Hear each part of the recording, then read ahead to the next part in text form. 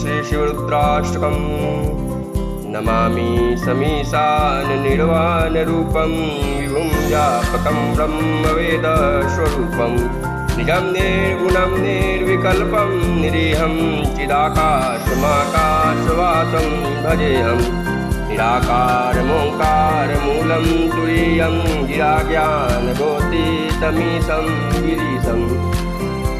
हरालं महाकालकालं कृपालं गुणागार संसारपारं नतोऽहं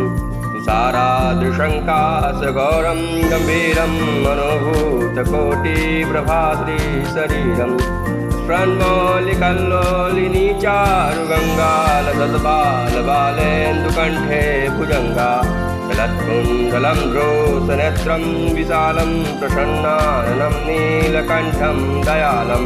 मृगाधीशचरमाम्बरं मुण्डमालं प्रियं शङ्करं सर्वनाथं भजामि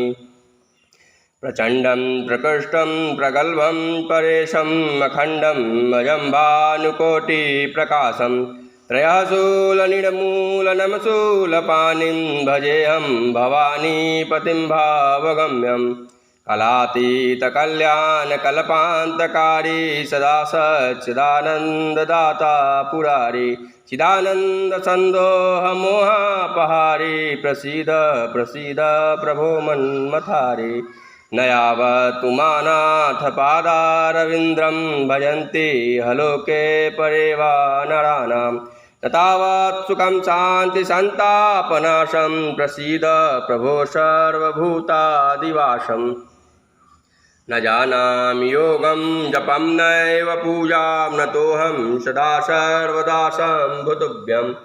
जराजन्मदुःखतताप्यमानं प्रभो पाह्यापन्नमामि शम्भो